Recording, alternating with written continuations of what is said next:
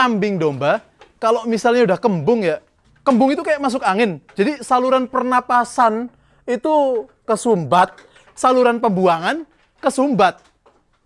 Gara-gara angin atau kembung doang ini kambing bisa mati.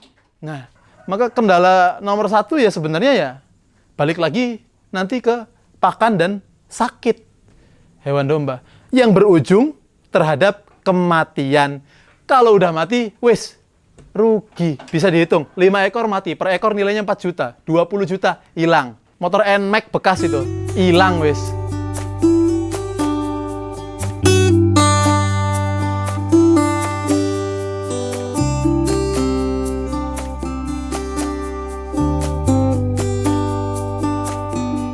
Nama lengkap saya Muhammad Harun Al-Rosid, biasa dipanggil Harun. Kalau masyarakat desa di sekitar sini manggilnya Rosid. Saya anak kedua dari 3 bersaudara. Untuk usaha yang sedang dijalani saat ini, ternak domba Garut. Di Cirebon, mayoritas komoditas dombanya domba Garut. Untuk kesibukan sehari-hari, saya mengabdi kepada masyarakat di desa. Saya juga ngajar di salah satu pondok pesantren yang berada di Tukmudal, masih wilayah Cirebon, pondok pesantren Al-Muqaddas. Hari Senin, Selasa, Rabu, Kamis, Jumat, pagi hari kita buka kandang, cek kandang, kemudian memberikan pakan kepada hewan ternak. Setelah itu langsung untuk berkegiatan mengabdi ke masyarakat. Selanjutnya pada siang hari menuju sore hari, kita biasanya ngarit atau cari rumput ya. Ngarit itu kalau kata orang dulu, bapak saya menyampaikan itu ngarit itu ngaturaken wirid. Artinya kita ini sambil cari rumput ya sambil wirid. Ya wiridnya apa aja? Subhanallah, alhamdulillah, wa la ilaha illallah, wallahu akbar, apa aja sambil ngarit itu. Jadi sambil ngarit sambil dapat pahala juga. Mungkin orang dulu bilangnya kayak gitu. Jadi ngarit itu ngaturaken wirid. Tapi kalau kegiatan pada umumnya ngarit itu cari rumput untuk makan kambing. Sampai kurang lebih jam 4 sore lanjut langsung ngasih pakan. Sebelumnya kalau ada rumput yang panjang-panjang kita giling dulu. Habis itu udah kita persiapkan pakan. Terus setelah itu malam hari kita kasih pakan lagi ke hewan ternak ini.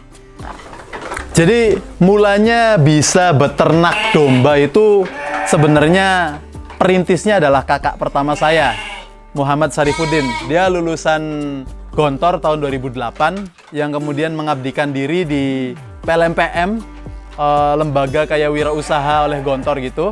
1 tahun selesai mengabdi dia pulang ke Cirebon.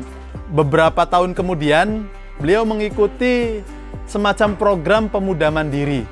Nah, saat ikut program pemuda mandiri itu pelatihan tentang ternak, khususnya domba Garut ya, kalau wilayah Jawa Barat itu. Ikut program, kemudian terpilih jadi salah satu peserta terbaik yang kemudian diberikan 3 ekor domba dan juga uang pembinaan. Nah, dari situlah awal mulanya. Kalau basicnya sebelumnya ayah kita memang usaha di bidang rotan. Kemudian di tahun 2010 pusing mau ditaruh di mana, sedangkan gudang itu kan penuh sama rotan. Akhirnya domba itu udah taruh aja asal-asalan. Jadi asal ngelemprak aja. Beberapa bulan kemudian ternyata usaha rotan itu mengalami sedikit guncangan. Dan akhirnya bapak kita sendiri memutuskan mensudahi masa usaha rotan itu.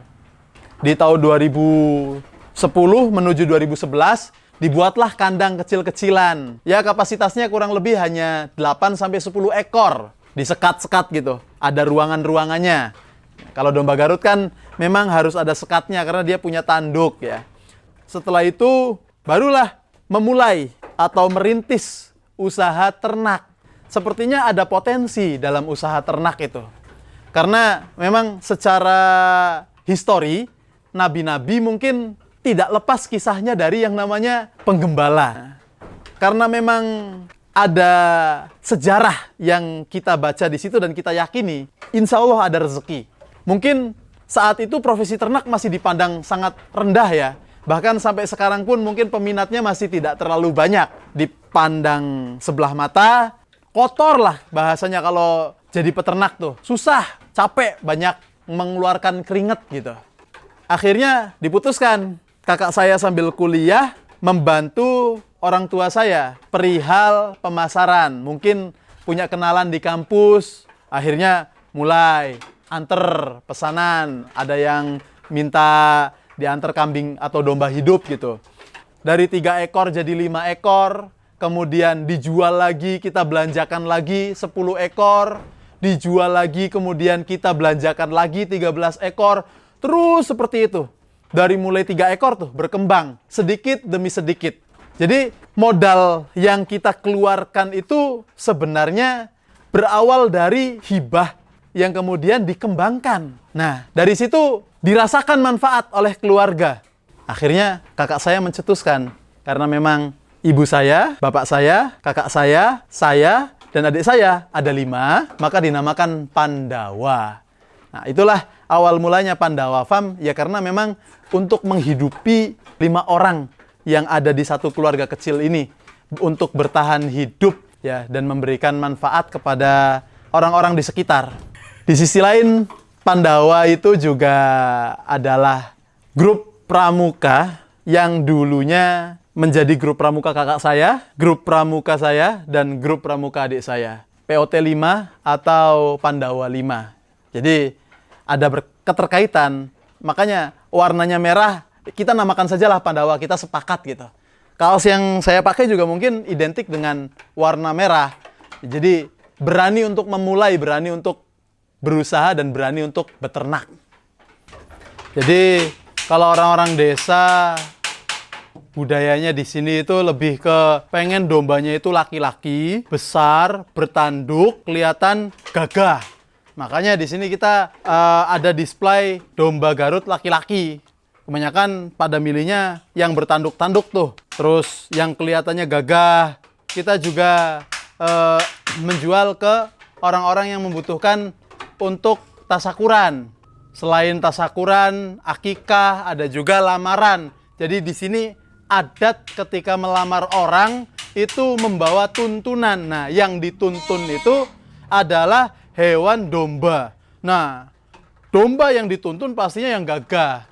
Yang masih memiliki kepercayaan seperti itu pasti menggunakan domba untuk lamaran. Kita juga di sini menyediakan paket akikah buat teman-teman yang ingin akikah anti ribet, anti repot gitu. Jadi daripada hewannya dibawa ke sana hidup, mendingan dibawa ke sananya udah jadi masakan. Kita juga melayani yang seperti itu. Nah, kalau akikah kita di sini mulai dari domba hidup bisa kita kirim langsung ke tempat. Domba disembelih di sini, habis itu dicacah dagingnya, kemudian jeroannya dibersihin, kita anter daging, tulang, jeroan yang mentahan, itu juga bisa. Ada juga yang paket langsung jadi masak, bisa. Nah, itu untuk yang akikahnya kita di sini.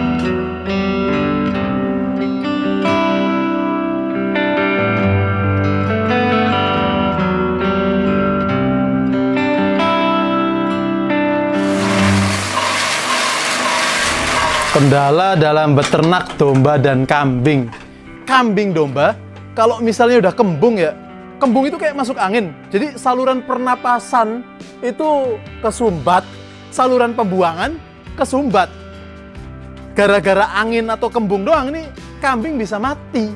Nah, kalau yang keserang 1, 2, 3 ekor, katakanlah nilai daripada setiap domba kambingnya itu 3 juta. Udah bisa kelihatan angkanya. Kita udah kehilangan berapa juta dari kematian tersebut. Nah, pernah itu kejadian ketika itu tuh milik saudara, dia tiba-tiba jatuh, keprak gitu.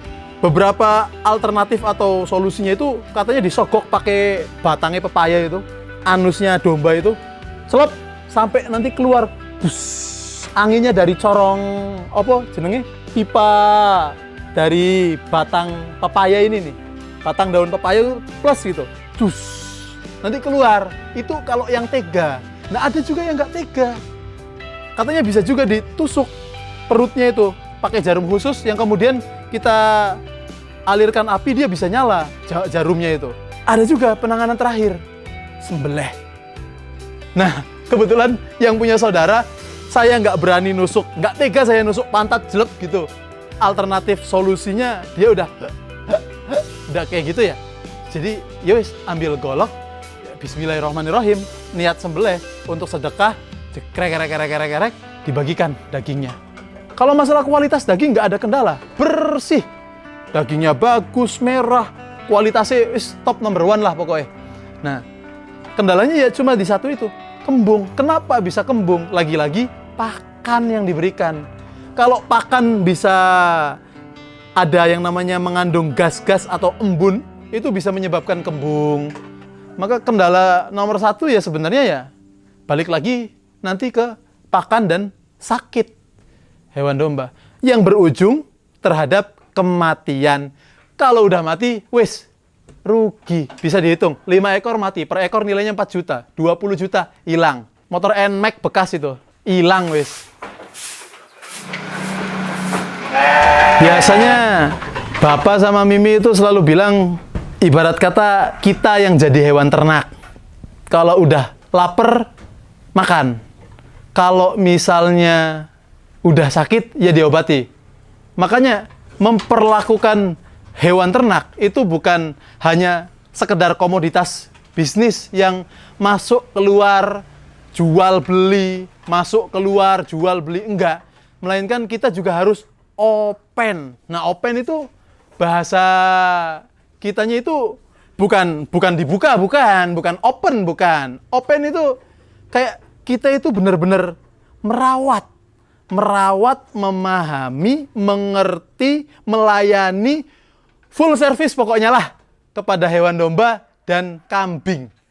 Full pokoknya. Jadi kalau dia sakit, ya wis kita layani. Kalau misalnya matanya udah mulai merah, ya wis langsung ambil salep, diolesin matanya. Kalau misalnya mencret, langsung ditangani. Jadi harus open. Mungkin kalau manusia, kita katakan berperi kemanusiaan. Nah, kalau menjadi peternak, ya sudah berperi kehewanan, berperi kedombaan. Saya mengertinya dombaan hati. Nah, makanya domba ini adalah dombaan hati kita, ya kita menyayangi mereka karena mereka adalah dombaan hati kita. Untuk penjualan setiap Idul Adha rata-rata di angka 100, alhamdulillah. Dengan berbagai macam jenis, dengan rata-rata domba harga 3, 4, 5 juta. Target di tahun ini karena kita sudah memiliki kandang, ingin mencapai di angka 150 lebih. Buat teman-teman yang khususnya wilayah Cirebon, bisa langsung mampir ke kandang kami di Pandawa Farm Cirebon, Kecamatan Plumbon, Desa Kedung Sana. Langsung bisa milih. Ada juga teman yang dari Kalimantan, bahkan yang lagi kerja di Australia, nitip kurbannya di sini. Jadi kurbannya online teman-teman. Orangnya di sana, kurbannya di sini. Jadi diserahkan kepada kita, tolong disembelih saja sama pihak Pandawa Farm Cirebon, kemudian dibagikan dagingnya kepada orang-orang fakir atau yang membutuhkan, yang tidak merasakan daging. Ya, alhamdulillah. Sudah 3 tahun, 4 tahun kita menjalani itu dan insya Allah amanah. Buat teman-teman yang mau investasi di dunia ternak, agar memperhatikan track record peternakan tersebut. Jangan tergiur dengan angka-angka atau presentasi yang tinggi. Misalnya, investasi 10 juta, bakal balik 100% menjadi 20 juta. Jangan tergiur dengan angka-angka tersebut. Karena peternak kambing, bisnis ternak, itu untungnya tidak sebanyak itu. Jadi, tetap pakai logika, jangan tergiur dengan angka. Dan bagi yang mau mulai usaha ternak, mulailah dari sesuatu yang kecil menjadi besar, mulailah dari sesuatu yang sedikit menjadi banyak. Jangan sampai kebalik, dari banyak, mati menjadi sedikit, dari besar, dijual, asetnya menjadi kecil. Jangan sampai kebalik. Pandawa Farm memulai dari sesuatu yang kecil dan menjadi seperti ini adanya, kita bersyukur dengan semua yang sudah dilimpahkan, diberikan, diamanahkan oleh Allah kepada kita. Dan kita terus ingin berubah dan menuju perbaikan agar peternakan ini bisa lebih banyak menyerap tenaga kerja. Saya Muhammad Harun Al-Rasyid, salah satu dari pengurus Pandawa Farm Cirebon, mengucapkan selamat berjuang dan jayalah selalu peternak petani Indonesia.